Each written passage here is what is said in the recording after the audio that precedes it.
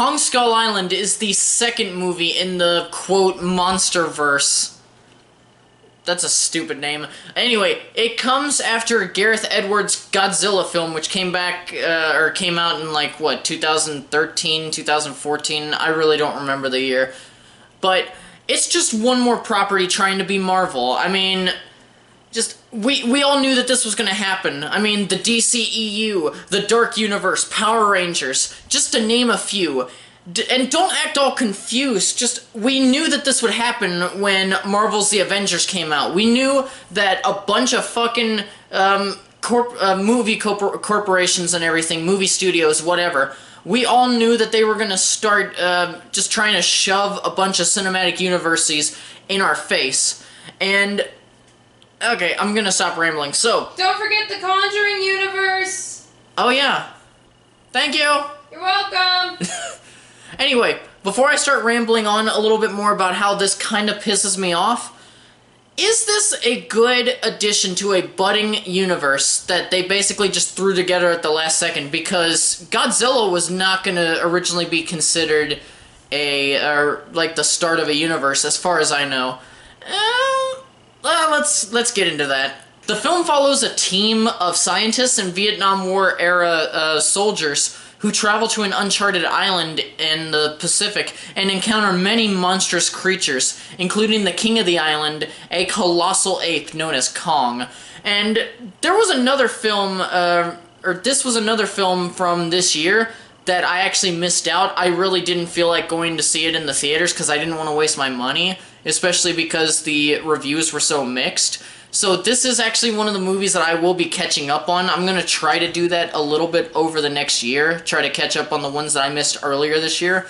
And then, oh god, I'm going to have to do that. I'm going to have to do that next year, like early next year, for everything that happens in December. Fuck. Anyway, throughout the year, I'm going to do my best to catch up. But, again, I'm rambling. Let's get on to the review. First, let's talk about the human characters. The majority of these characters are just forgettable and bland. So the fact that I actually remembered most of this shit that I'm going to talk about is actually pretty inspiring. First in the main role, we have Tom, I am a god, you dull creature, Hiddleston. And he plays, damn it, I already forgot his name. Oh, James Conrad. He's a hunter-tracker who's hired by the group of scientists. Why does my phone keep going off? Oh. She said we made her birthday better. Yay! Sorry about that. Hopefully that won't happen again. But he plays James Conrad, a hunter-tracker who used to serve in the British Special Air Service. And now he's kind of the leader of the group that actually goes to the island. And yeah, that's all his character. He's just a hunter-tracker. That's most of what we get about him. He does go through one scene where he does talk about something tragic that happened to him as a child, but he's not fleshed out in any way other than that, and anything that is fleshed out feels just a little too tacked on, shoehorned in. And then we have Academy Award winner Brie Larson playing Mason Weaver. That is actually her name, Mason Weaver. Okay, anyway, she's a photojournalist. That's it. That's her character. She does not get fleshed out really beyond that. She's not an interesting character. Brie Larson doesn't do anything to add to the role. All her character does is mostly stand around and just take pictures of shit. She's completely useless for the most part to the entire overall plot. Yeah. There are maybe one or two scenes where she does something kind of interesting, but it's hardly noticeable, and like Conrad, Weaver's just bland. I enjoyed just two human characters. First we have Nick Fury himself, playing Lieutenant Colonel Preston Packard, the leader of the Sky Devils helicopter squadron, and he's in charge of the soldiers who are escorting the civilians who go to the island. And I enjoyed him simply because, come on, it's fucking Sam Jackson. You're gonna enjoy him in everything, although we don't talk about the prequels. But even though I enjoyed his performance, because he did kind of make it a bit fun, I've seen the character before. I've seen it way too many times. He's basically just a military man who lives for the life of, well, service.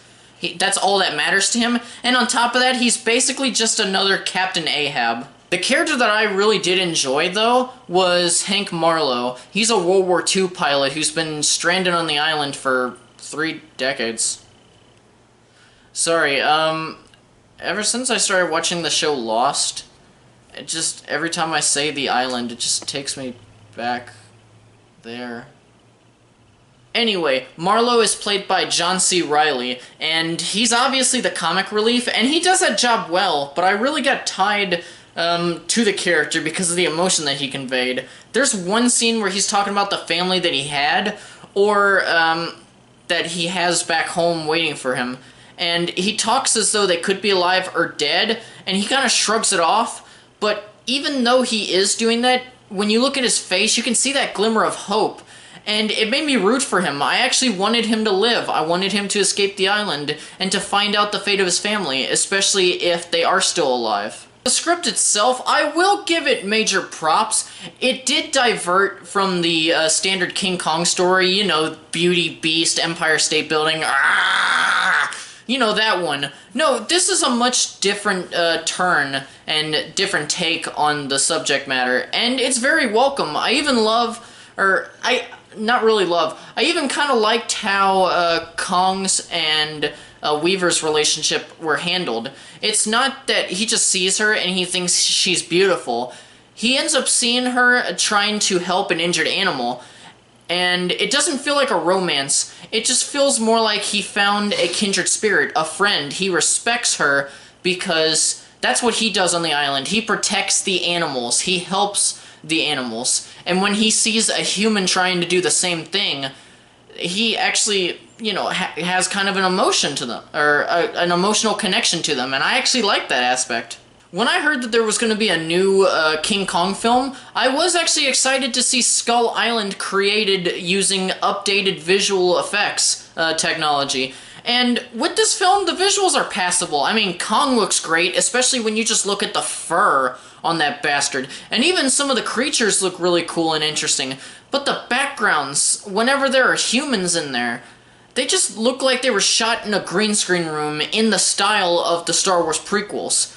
Especially the ones where a few of the main characters are standing near Kong. It looks awful, and I know that a lot of the film was shot on location, but it doesn't look like it at all. Now, for the cinematography and the editing, whenever Kong is in a battle with the various island creatures, or with just the humans themselves, the camera work and editing style is actually really great.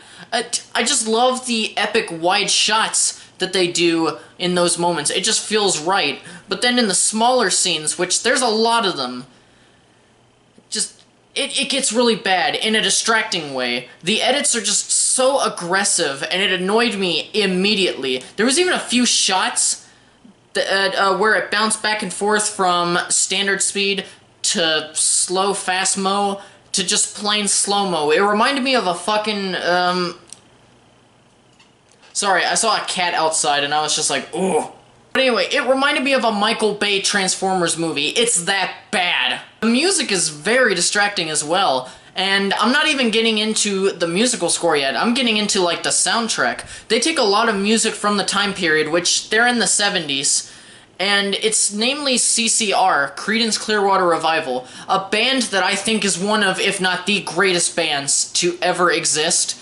And it's done in a way that it feels like they're beating the message into our heads. Hey, remember, we're in the 70s. And then a few minutes later, hey, did you remember? 70s. And the musical score by Henry Jackman does not help this, or does not help my point either.